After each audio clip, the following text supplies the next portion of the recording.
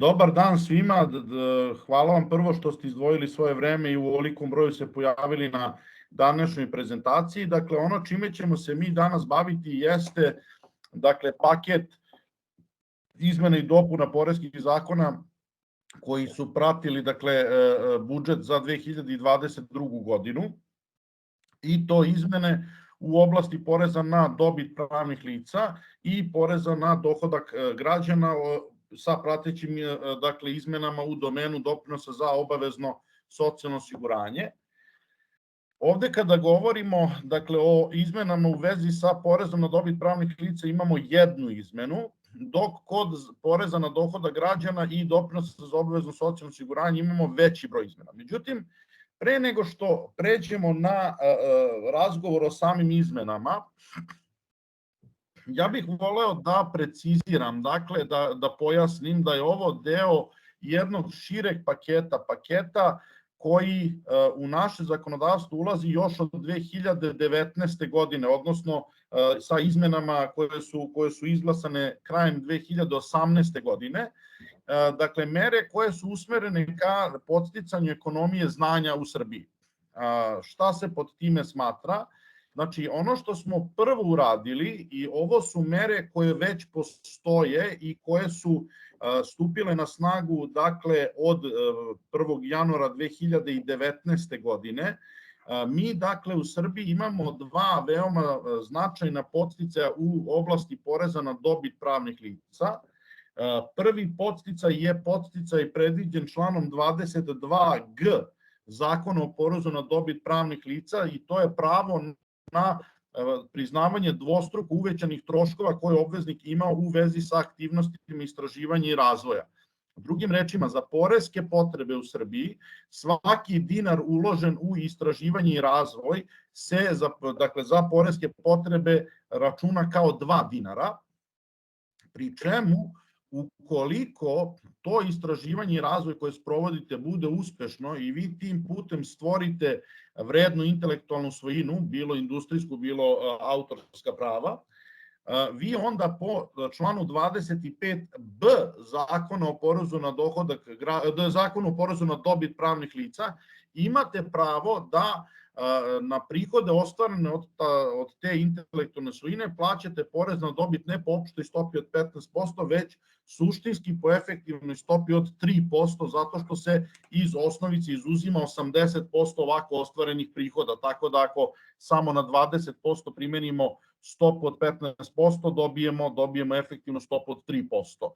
Takođe, tada su smanjivane i efektivne stope poreza na kapitalne dobitke ostvarene prodajom prava intelektualne svojine, gde je u Srbiji ta efektivna stopa 3% umesto one opšte od 15%. Vidjet ćete kako se mere koje smo sada donosili upravo naslanjaju na ovaj paket poreskih mera koji je dominantno bio prisutan u oblasti poreza na dobit pravnih lica.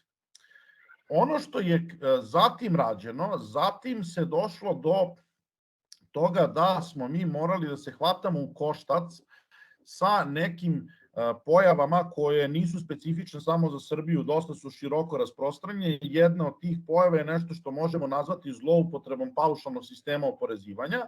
I mi smo tada u Srbiji godinu dana kasnije, dakle ovo je počelo da se primenjuje 2020. godine, uveli nešto što smo nazvali testom samostalnosti, da bi zaustavili zloupotrebu paušalnog sistema oporezivanja, odnosno prikazivanje obveznika kao samostalnog preduzetnika, iako je obveznik suštinski zaposlen, pri čemu je uvođenje tog testa samostalnosti pratio jedan trogodišnji prelazni režim koji je omogućio da negde 85 do 90%, tako nam analitika govori, svih onih koji su suštinski bili zaposleni, ali koji su se vodili kao samostalni preduzetnici, da pređu u radni odnos i da nastave svoj odnos sa nalogodavcem kao sada zaposleni i poslodavac.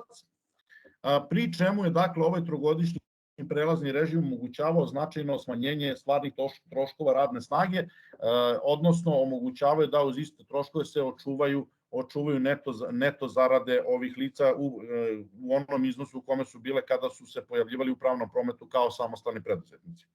I taj prelazni režim je takođe pratila jedna amnestija koja je oslobađala suštinske odgovornosti za ono što se dešavalo u prethodnom periodu. Pored toga, mi smo doneli i neke mere koje su vezane za privlačenje visoko kvalifikovane radne snage u zemlju. I sada, krajem 2021. godine, fokus suštinski prelazi sada na nastavak ovog delovanja i s tim da je, vidjet ćete, fokus na terenu poreza na oporezivanja, dakle, dohotka fizičkih lica, što znači Zakon o porezu na dohodak građana i doprinosi za obavezno socijalno osiguranje. Sada, da vidimo šta je to što imamo u našem zakonodavstvu počeši od ove 2022. godine. I ja ću prvo proći kroz, dakle, porez na dobit pravnih lica, gde imamo jednu izmenu. Suštinski, ono što smo primetili u Srbiji jeste da kada je u pitanju intelektualna svojina, ona pravno posmatrano nije preterano, korporativno posmatrano nije blistavo uređena, dakle tu postoje brojne praznine i ono što je ovde članom 30 Zakona o porezu na dobit pravnih lica sada predviđeno jeste mogućnost oslobođenja od obračunavanja i plaćanja poreza na kapitalni dobitak u slučaju unosa intelektualne svojine u osnivački kapital domaćeg društva od strane njegovog rezidentnog vlasnika. Šta je poenta ove norme?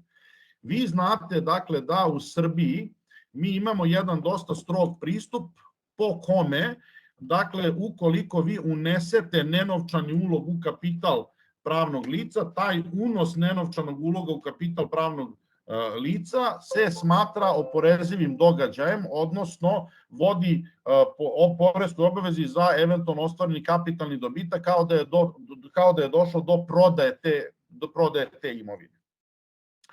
Ova obaveza, dakle ovakav pristup značajno opterećuje poslovne reorganizacije i poskupljuje ih zato što stvara potrebu da se plati porez, dakle, na eventualno uvećanje vrednosti do koga je došlo od dana sticanja te imovine do dana njenog unosa kao nenovčanog uloga u kapital privrednog društva. I ono što u situaciji kada mi vidimo, kada prepoznajemo da je u oblasti intelektualne svojine, a ona je ključ ekonomije znanja, da postoji značajan stepen neuređenosti, onda se postavlja, dakle, pred nas javlja zahtev da, dakle, što je moguće više olakšamo poslovne reorganizacije, a poslovne reorganizacije se dešavaju upravo kroz unos te intelektualne svojine u kapital domaćih privrednih društava, dakle, kroz njenu korporatizaciju. I umesto da imate obavezu plaćanja poreza na kapitalni dobitak po stopi efektivno od 3% u slučaju intelektualne svojine, ukoliko tu intelektualnu svojinu unesete kao kapital, kao ulog u osnivački kapital, dakle, domaćeg privrednog društva, članom 30 se rezidentnim obveznicima daje mogućnost da se oslobode od ovog poreza. Zašto mogućnost? Zato što prvo zakonodavac postavlja određene uslove da bi došlo do ovog oslobođenja. Dakle, vrednost same intelektualne svojine mora da bude utvrđena procenom ovlašćenog procenitelja. Dakle, ovde se radi o meri koja ima za cilj da smanji zloupotrebe. Ona je takođe važna zato što norma u sebi sadrži još jedan prikriveni podsticaj, a to je da nabavna vrednost stečenih uloga za lice koje je unelo intelektualnu svojinu je jednaka visini tržišne vrednosti te intelektualne svojine u momentu njenog unosa u kapital privrednog društva, što suštinski znači da dolazi do povećanja, ne samo da se oslobađate obaveze plaćanja kapitalnog dobitka u pogledu intelektualne svojine koju ste uneli, već udele koje ste stekli na taj način, takođe njihovu nabavnu vrednost vodite po tržišnoj vrednosti intelektualne svojine u momentu njenog unosa, što dovodi do potpunog izbjegavanja poreza na bilo kakvo uvećanje vrednosti do koga je došlo pre nego što je intelektualna svojina uneta u kapital privrednog društva. A takođe neophodno je da budu ispunjena još dva uslova. Prvo, ta intelektualna svojina koju je društvo steklo putem ovog unosa u njen kapital ne sme da se otuđi u roku od 2 godine od dana njenog unosa. i u istom periodu ta intelektualna svojina ne sme da bude ustupljena povezanom licu na korišćenju celini ili delimično, osim u skladu sa načelom van dohvata ruke. Drugim rečima, ako društvo sticalac ima nameru da tu unetu intelektualnu svojinu, tako stečenu intelektualnu svojinu proda pre isteka roka od 2 godine ili je ustup ili da na korišćenje povezanom licu po ceni koja je ispod one cene koje bi se dobila primjenom načela van dohvata ruke, gubi se pravo na ovo oslobođenje i porez mora da se plati, naravno uvećan za odgovarajuću stopu inflacije. Ono što je, dakle, i zbog toga se u ovoj situaciji daje mogućnost oslobođenja, jer ukoliko prepoznajete da nećete ispuniti uslove za oslobođenje, onda u toj situaciji možete da se opredelite da porez jednostavno platite. S tim što, ponavljam, u slučaju intelektualne svojine, poreska stopa je već spuštena na efektivnih 3%. Kada govorimo o porezu na dohodak građana i doprinosima za obavezno socijalno osiguranje, ovde vidite nekih 10 normi koje smo pobrali, ima ih do duše još, nisu ovo sve izmene, ja sam izabrao one najbitnije, one koje su suštinski vezane za ekonomiju znanja, dakle za nastavak onoga o čemu smo razgovarali do sada. 3 ću norme pomenuti samo ovlaš, dakle nećemo se dalje njima baviti detaljno zato što su važne za sve. Dakle, neoporezivi iznos je povećan sa 18.300 na 19.300 dinara mesečno, stope doprinosa za penziono i invalidsko osiguranje su smanjene sa 25,5 na 25%, pri čemu ovo smanjenje kada je u pitanju oporezivanje zarada dakle, do njega dolazi na nivou doprinosa koji se plaćaju na teret poslodavca. I ono što je Ministarstvo finansija uspelo da uradi, što je vrlo važno bilo, mi smo do sada kod oporezivanja posledica statusnih promena imali jasno uređene posledice statusnih promena u pogledu oporezivanja kapitalnih dobitaka kada su u pitanju pravna lica. Dakle, imali smo jasno predviđene norme u pogledu posledica statusnih promena na pravna lica, kako pravna lica koja nastaju statusnih promena, tako i pravna lica koja su vlasnici onih pravnih lica koji ulaze u statusnu promenu. Međutim, na terenu fizičkih lica imali smo potpunu provaliju, imali smo potpunu prazninu i tu je dolazilo i do vrlo neprijatnih slučajeva, kažem neprijatnih po obveznike, gde je dolazilo do iznenađenja u pogledu obaveza plaćanja da se plati porez. Ovoga puta ministarstvo je jasno regulisalo i predvidelo poresko izuzimanje za kapitalne dobitke ostvarene zamenom akcije udela u statusnoj promeni i na nivou zakona o porezu na dohodak građana, tako da mi sada imamo zatvoren krug kada su u pitanju posledice statusnih promena za vlasnike privrednih društava koji ulaze u statusnu promenu, bilo da su ti vlasnici pravna lica, bilo da su fizička lica. Pored ove 3 promene, o promenama kojima ćemo govoriti detaljno, dakle tu imamo oslobođenje od obaveze plaćanja poreza na zarade i doprinosa za obavezno socijalno osiguranje za zarade osnivača inovativnih startapa, produženje prelaznog režima za zaposlene preduzetnike i novi prozor za one koji ga još nisu iskoristili, novi podsticaj za zapošljavanje, oslobođenje od obaveze plaćanja poreza na zarade i doprinose za obavezno socijalno osiguranje za zarade zaposlenih koji su uključeni na projektima istraživanja i razvoja, oslobođenje od obaveze plaćanja godišnjeg poreza na dohodak građana za mlađe od 40 godina života, proširenje olakšice za novonastanjene obveznike i na godišnji porez na dohodak građana, takođe, dakle, mogućnost oslobođenja od obračunavanja i plaćanja poreza na kapitalni dobitak u slučaju unosa intelektualne svojine u osnivački kapital domaćeg društva od strane njegovog rezidentnog vlasnika, što je korespondentna norma ovoj o kojoj smo malo pre pričali na nivou zakona o porezu na dobit pravnih lica, gde se njen par uvodi i u zakon o porezu na dohodak građana.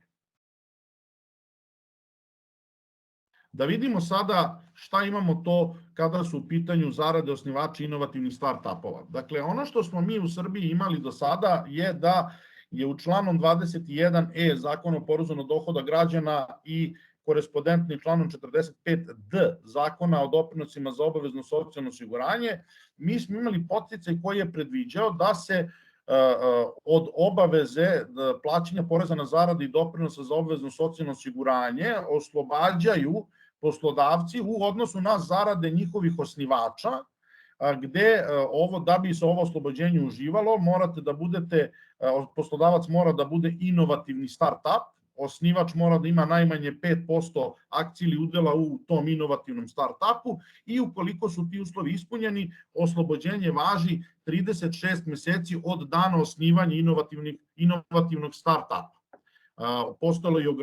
Postoji i ograničenje, a ono kaže da ovo oslobođenje važi za prvih 150.000 dinara bruto jedan mesečne zarade osnivača inovativnog start-upa, gde ukoliko je ugovorena zarada veća od ovog iznosa, oslobođenje se primenjuje do ovih 150.000 dinara, posle toga se ne primenjuje, s tim da, dakle, država preuzima teret plaćanja poreza i doprinosa doprinosa za obavezno socijalno osiguranje sa tim nedostatkom da kada su u pitanju doprinosi ona to čini na minimalnu osnovicu.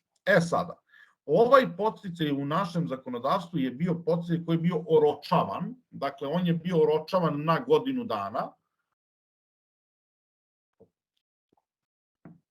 i posle par godina života u našem pravnom sistemu gde je svaki put važio samo još godinu dana, ovoga puta, dakle, odlučeno je da se on uvede kao opšti podsticaj u naše zakonodavstvo, tako da sada on važi i za one inovativne start-upove koji su osnovani posle 31. decembra 2021. Dakle, nema ovog vremenskog ograničenja i može se koristiti i u slučaju inovativnih start-upova koji su osnovani u 2022. kao i u kasnijim godinama. Ono što će neki od vas imati kao pitanje u vezi sa ovim podsticajem jeste na koji način odrediti šta je to inovativni start-up. Dakle, mi ćemo o tome razgovarati ako budu tih pitanja detaljnije. Međutim, ono o čemu se sada razmatra da se uradi tokom 2022. godine jeste da se iskoriste određene izmene Zakona o inovacionoj delatnosti i da se uvede registar inovativnih start-upova koji bi se vodio pri odgovarajućem ministarstvu ili fondu za inovacionu delatnost, i gde bi onda pravo na ovaj podsticaj bilo ograničeno na one inovativne start-upove koji su upisani u taj registar, ali onda tu stvarno ne bismo imali nikakvu više pravnu nesigurnost, odnosno ne bi bilo otvorenih pitanja ko je taj ko ima pravo na ovaj podsticaj, ko je taj ko nema pravo na ovaj podsticaj. Ukoliko bude pitanja dodatnih, možemo se osvrnuti na to na koji način mi sada tumačimo šta je to inovativni start-up oslanjanjem na, naravno, odredbe Zakona o porezu na dobit pravnih lica, odnosno na član 50j Zakona o porezu na dobit pravnih lica. Tamo imamo tu definiciju i na nju se Zakon o porezu na dohodak građana u stvari i poziva. Sada, ono što je uvedeno kao sledeća mera o kojoj ćemo pričati jeste prelazni režim za zaposlene preduzetnike, to je novi član 21ž Zakona o porezu na dohodak građana, odnosno član 45đ Zakona o doprinosima za obavezno socijalno osiguranje. Dakle, šta smo mi do sada imali? Mi smo imali suštinski jednu meru, to je taj prelazni režim, koji je nama rekao da ukoliko se vi tokom 2020. godine u prozoru koji je otvoren zaposlite, a pre toga niste bili zaposleni, već ste bili osigurani kao preduzetnik, dakle, vi imate pravo na 3 godine prelaznog režima gde se poslodavac oslobađa plaćanja odgovarajućeg procenta poreza i doprinosa na vašu zaradu, čime se suštinski omogućava da neto prihodi ostanu isti, a troškovi poslodavaca nepromenjeni u poređenju sa prethodnim režimom kada su se ti novozaposleni ranije javljali kao samostalni preduzetnici. I mi smo tada, dakle, imali taj test samostalnosti je bio dosta kontroverzan u smislu da je, dakle, došlo i do podele unutar samih industrijskih privrednih delatnosti gde se ova pojava široko pojavljivala, dominantno u našem IT sektoru. I onda se pojavila, ali već tada, čim je ova mera uvedena i kad je predviđen trogodišnji režim, tada se pojavilo pitanje, a šta posle ove 3 godine? i neki su smatrali da je potrebno da se odmah razmišlja o produženju, a dok su neki smatrali da je 3 godine prelaznog režima sasvim dovoljno i da ne treba raditi više ništa. I ono što mi sada imamo jeste usvojeno od strane vlade i Ministarstva finansija zajednički predlog, dakle ovo što je usvojeno jeste zajednički predlog obe asocijacije naše IT privrede, dakle i Digitalne inicijative Srbija i Digitalne zajednice, gde se našao jedan kompromis i taj kompromis kaže sledeće, dakle da se postojeći prelazni režim produžava na još 3 godine, dakle zaključno sa 2025. godinom, međutim samo za ona pravna lica koja su na dan 31. decembra 2020. Zašto računamo rok iz prošlosti? Zato da bi sprečili zloupotrebe, dakle da ne bi imali situacije u kojima neko sada shvati da može da se podeli u više privrednih društva pa da koristi ovaj podsticaj. Dakle, ukoliko je poslodavac na dan 31. decembra 2020. imao najviše do 30 zaposlenih. Drugim rečima, postojeći prelazni režim se produžava na još 3 godine, ali za one male. Takođe, stepen oslobođenja dakle, se smanjuje. Dakle, u prvoj godini produženja, dakle 2023. poslodavac oslobađa 50% efektivnog opterećenja, 40% u 2024. i 30% u 2025. Kao što znate, u prelaznom režimu oslobođenje kada su u pitanju doprinosi dato isključivo na nivou doprinosa za penzijsko i invalidsko osiguranje, dakle i to je 75, 65, 55% kako kaskadno opada podsticaj, međutim kada efektivno pogledate, imajući u vidu koji je procenat u ukupnim doprinosima koje čine doprinosi za penzijsko i invalidsko osiguranje, 75% doprinosa za penzijsko i invalidsko osiguranje je 50% ukupnih doprinosa, 65 je 40%, 55 je otprilike 30%, dakle suštinski se pogađa u pogledu efektivnog opterećenja. Imamo neka dodatna ograničenja kako bi se sprečila nelojalna konkurencija u pogledu radne snage, drugim rečima da ovoga puta mali do 30 ne počnu da koriste podsticaj da bi mogli da otimaju radnu snagu velikima. I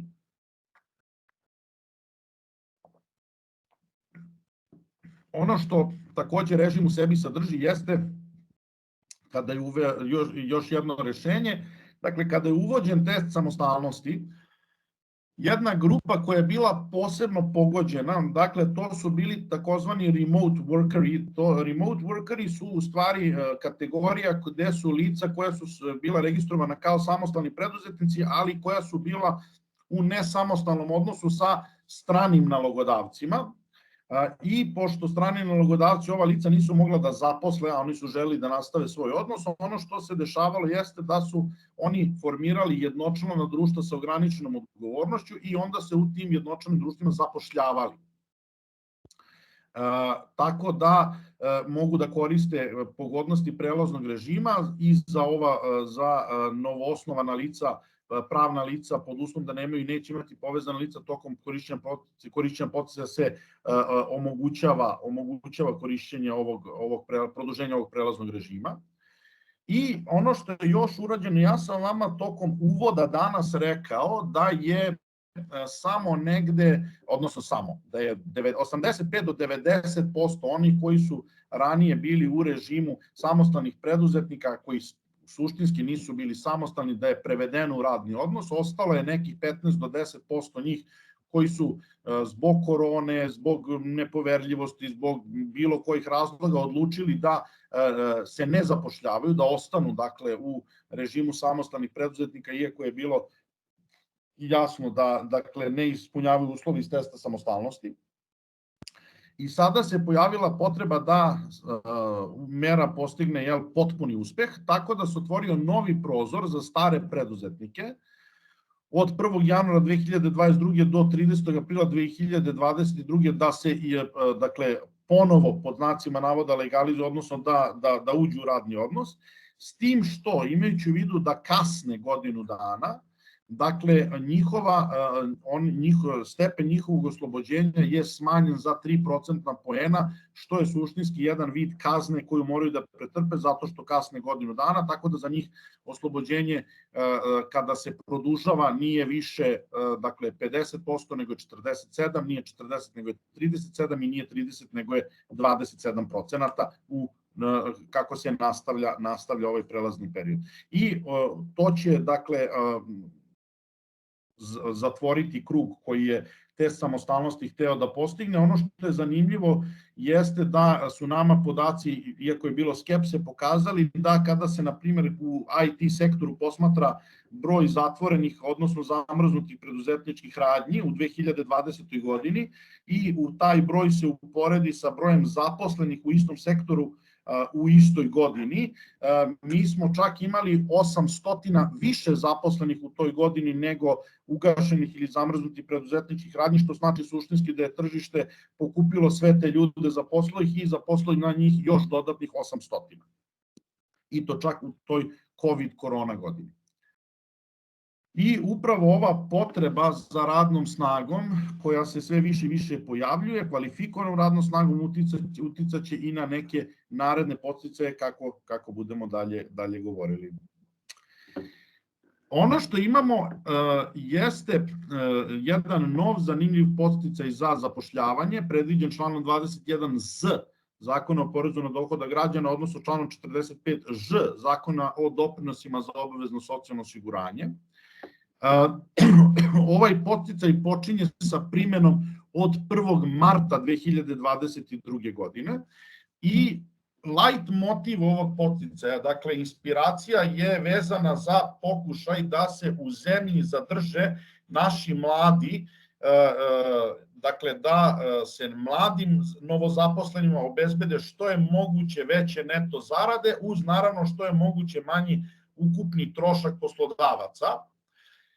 Tako da po ovom podsticaju za zaradu koja je više od minimalno propisanog praga, koja je isplaćena novozaposlenom licu, može se ostvariti oslobođenje od plaćanja poreza i doprinosa efektivno 70%, dakle 70% oslobođenja od obaveze plaćanja poreza i 100% doprinosa za penziono i invalidsko osiguranje, zaključno sa zaradom koja se isplaćuje 31. decembra 2024. godine. Drugim rečima, za one zaposlene koji se zaposle u početku marta ove godine imamo skoro trogodišnje oslobođenje.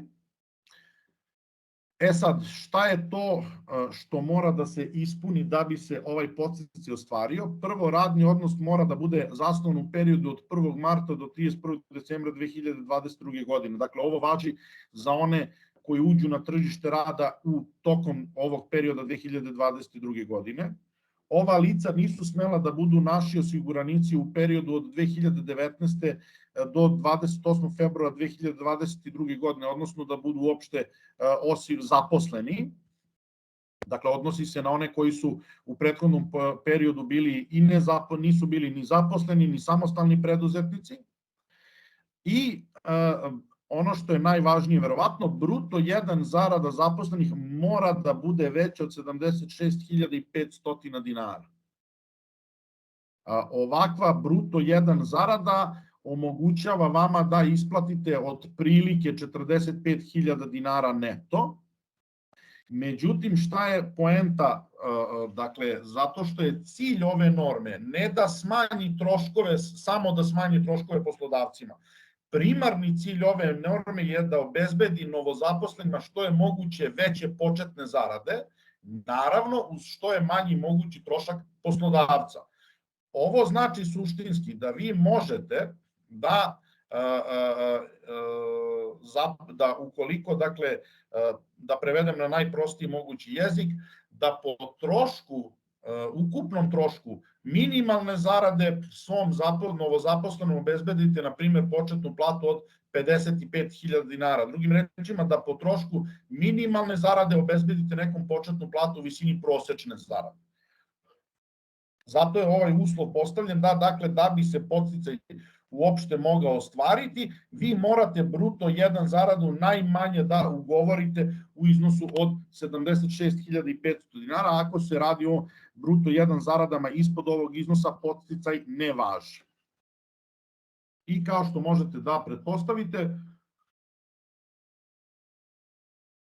ova norma ima za cilj da u tržište rada u ovoj godini uvede primarno naše diplomce sa fakulteta, dakle koji izlaze sa fakulteta u Srbiji, odnosno mlade kojima se koji imaju određena znanja koje omogućavaju da počnu sa relativno visokim početnim zaradama, da te zarade budu još veće, da sprečimo odliv naše kvalifikovane radne snage iz zemlje.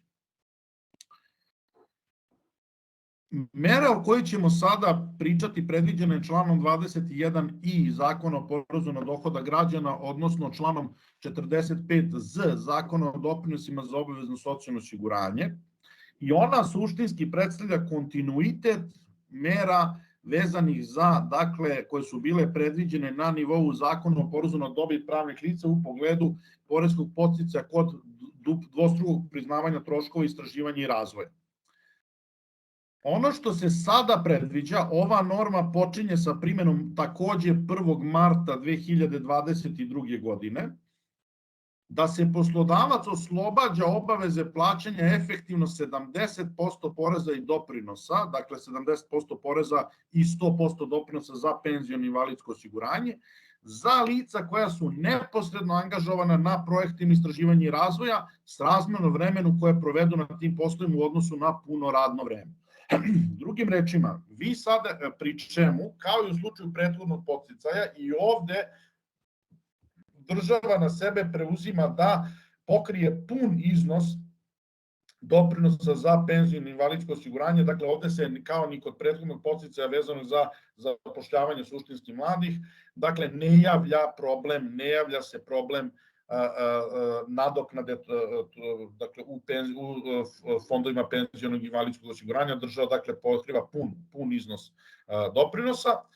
Dakle, i vi ovde sada ne samo da možete, dakle, da u dvostrukom iznosu za potrebe poreza na dobit pravnih lica priznate svoje troškove istraživanja i razvoja, dakle da u dvostrukom iznosu priznate ove troškove, nego sada na nivou poreza na dohodak građana, odnosno doprinosa za obavezno socijalno osiguranje, poslodavac dobija oslobođenje od obaveze plaćanja 70% poreza i doprinosa za zarade onih zaposlenih koji su neposredno angažovani na projektima istraživanja i razvoja, s razmjerno vremena koje provedu na tim poslovima, i to, dakle, predstavlja veoma značajnu uštedu. Da bi se podsticaj koristio, zaposleni mora da bude neposredno uključen u identifikovanje i rešavanje procesnih ili tehničkih zadataka ili problema. Ovo je nešto uži obuhvat u odnosu na podsticaj koji je predviđen na terenu poreza na dobit pravnih lica, zato što kod podsticaja na terenu poreza na dobit pravnih lica moguće je priznati u dvostruko uvećanom iznosu i troškove zarada lica koja su posredno uključena u projekte istraživanja i razvoja, dakle obuhvaćeni su i aktivnosti nadzora, na primer, odnosno rukovođenja. Ovde nije taj slučaj, dakle odnosi se oslobođenje samo na one koji su neposredno uključeni u dakle, identifikovanje i rešavanje procesnih i tehničkih problema ili zadataka. Ono što je iskorišćeno nema vremenskog ograničenja, dakle radi se o opštem podsticaju i dokle god je zaposleni uključen na dakle, projekte istraživanja i razvoja, ovaj podsticaj važi. Iskorišćena je jedna prilika da se u Zakonu o porezu na dohodak malo preciznije definiše pojam istraživanja i razvoja, jer kod Zakona o porezu na dobit pravnih lica samo je prepisana definicija iz međunarodnih računovodstvenih standarda MRS 39, međutim taj prevod nije baš preterano dobar, nije savršen, tako da je ovde iskorišćena prilika da se on malo poboljša. Sad, ono što je ovde važno da se naglasi jeste to da kada govorimo o istraživanju i razvoju, dakle šta je istraživanje i razvoj, dakle da bi se neka aktivnost mogla smatrati istraživanjem i razvojem, ono što istražujemo ili ono što razvijamo mora da bude u našoj svojini. Dakle, uslužna delatnost gde vi nešto radite, istražujete ili razvijate, ali za račun drugog, i gde intelektualna svojina koja je posledica vašeg istraživanja i razvoja nije vaša, već je tuđa, se ne smatra istraživanjem i razvojem. Drugim rečima, servisne delatnosti ne mogu da koriste ovaj podsticaj, on služi samo, može se koristiti samo od strane onih koji dakle neposredno razvijaju sopstvenu intelektualnu svojinu ili sopstveni proizvod. Na ovaj način, dakle imajući u vidu da su oni zaposleni koji su uključeni na projektima istraživanja i razvoja po pravilu najkvalifikovaniji, najobrazovaniji deo naše radne snage, a to je ono što je upravo deficitarno, omogućava se poslodavcima dakle i da imaju veću širinu da ove ljude plate više, imajući u vidu dakle to da se oni sada na tržištu rada za njih takmiče na međunarodnom tržištu rada, imajući u vidu problem i emigracija, ali i problem toga da je sada usled modernih tehnologija sve više i više moguće da naša lica nađu strane nalogodavce bez potrebe da napuštaju zemlju, što je opet dakle problem naše privrede da uđe u konkurenciju sa stranim poslodavcima. I ovime se njoj daje dosta ozbiljna komparativna prednost. Ono što smo mi takođe uočili i što je privreda dala signal da je ozbiljan problem jeste da dakle mi trenutno kao zemlja uvozimo, dakle da u Srbiji radi strana nekvalifikovana radna snaga. Međutim, mi smo nažalost još uvek nedovoljno bogati da možemo lako da uvozimo visoko kvalifikovanu radnu snagu i time nadomestimo, prvo da zadržimo naše, a da time nadomestimo odlazak naše kvalifikovane radne snage. I ono što nas najviše boli jeste odlazak mladih, visoko kvalifikovanih stručnjaka iz zemlje, zato što je to jednostavno nenadoknadiv gubitak za nas u ovom trenutku. I upravo zbog toga je dakle predviđena jedna mera za koju meni je bilo veoma lepo da vidim da su se naši poslodavci, jer i ovo je deo predloga iza koga su stali i Digitalna inicijativa Srbije i Digitalna zajednica, dakle da su naši poslodavci stali iza jedne mere od koje neće imati koristi, osim što će ona možda pomoći da neki visoko kvalifikovani mladi stručnjaci ostanu u zemlji.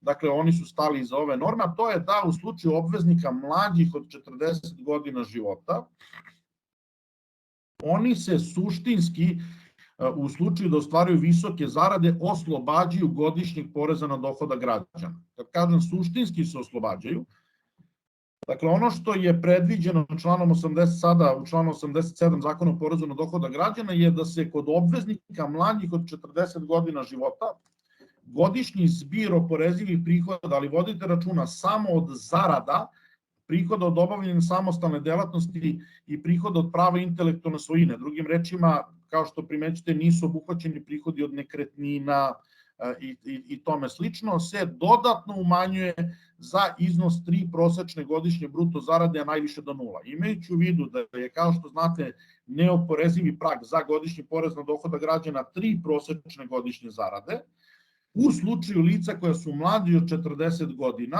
a na primer jedini izvor prihoda su im zarade, dakle zaposleni su, imaju visoku zaradu, za njih je neoporeziv iznos u stvari 6 prosečnih godišnjih zarada, što suštinski znači da kada pričamo na nivou neto zarada, otprilike do zarade od 5.500 eura neto se godišnji porez na dohodak građana u slučaju mlađih od 40 godina života, naravno pod uslovom da mi je ovo jedini izvor prihoda, ne plaća. I time se, u zavisnosti naravno od broja izdržanih članova porodice, daje jedan dodatni bonus koji maksimalno može da iznosi i oko 3.000 eura za obveznika koji stvari visoku zaradu. S tim da, naravno, oni mogu da plaćaju godišnji porez na dohodak građana, ali se godišnji porez na dohodak građana, dakle, plaća samo na ovaj deo preko ovih 6 prosečnih godišnjih zarada. Ponavljam, dakle, sužen je krug prihoda koji ulaze u ovo oslobođenje, dakle, tiče se samo onih koji po pravilu ostvaruju visoko kvalifikovani stručnjaci, a to su ili zarade ili samostalna delatnost ili intelektualna svojina. Zašto je postavljena granica od 40 godina, to je često pitanje, iz prostog razloga što je to procenjeno kao dakle, lica koja su do 40 godina su najugroženija, dakle, mi smo kao društvo najugroženiji u pogledu njihovog odlaska iz zemlje, što je čovek stariji, to je manje su šanse da će se iseliti. Kada su u pitanju olakšice za novonastanjene obveznike, vi pretpostavljam da znate da smo mi u Zakonu o porezu na dohodak građana u članu 15v već pre nekoliko godina predvideli olakšicu koja za visoko kvalifikovane novonastanjene obveznike, bilo da se radi o našim povratnicima, bilo da se radi o strancima, predvideli 5-godišnje oslobođenje od plaćanja poreza i doprinosa i to u visini od 70% za njihove zarade, dakle, odnosno za poreze i doprinose za obavezno socijalno osiguranje koji se plaćaju na njihove zarade. Dakle, ovo oslobođenje je važilo na terenu poreza na zarade i na terenu doprinosa za obavezno socijalno osiguranje. Međutim, ono što nije bilo obuhvaćeno, nije bio obuhvaćen godišnji porez na dohodak građana. Ovoga sada se izmenama zakona, dakle, olakšica obuhvata i godišnji porez na dohodak građana, tako da u dohodak za oporezivanje godišnjim porezom na dohodak građana se ulazi samo oporezivi deo zarade, dakle onaj deo zarade koji nije pokriven ovim oslobođenjem od 70%. Dakle, ovo rešenje inicijalno, dakle rešenje iz člana 15v, radi se dakle o rešenju koje je preuzeto, odnosno koje je inspirisano rešenjima koje odavno postoje u Holandiji, istovremeno sa Srbijom u svoje zakonodavstvo unela ih je još jedna zemlja koja ima ozbiljan problem imigracije, odnosno prikupljanja kvalifikovane radne snage, a to je Portugalija. Mi smo je uveli dakle zajedno sa Portugalcima. Godinu dana pre nas to je učinila i Italija. Pri čemu, dakle, ove mere suštinski, dakle, omogućavaju našim poslodavcima vrlo visoku komparativnu prednost kada na međunarodnom tržištu rada traže kvalifikovanu radnu snagu i kažem, dakle, mera nije diskriminatorna, ona se odnosi kako na naše povratnike, mada kod njih postoje određene dodatne pogodnosti, ali tako i na visoko kvalifikovane strance koji su potrebni našoj privredi i kada naša privreda hoće da ih dovedu u zemlju i da ih zaposli. Naravno, radi se o visoko kvalifikovanim zaposlenima, u odnosu na njih se ova norma primenjuje, pri čemu je zakonodavac predvideo, to je holandski model, vrlo jednostavan, dakle da se to da li ste kvalifikovani ili ne i da li ste potrebni našoj privredi, računa prema visini ugovorene bruto 1 zarade. I konačno, dakle, dolazimo do poslednje norme o kojoj ćemo govoriti danas, pre nego što ostavimo prostora za vaša pitanja i moje odgovore.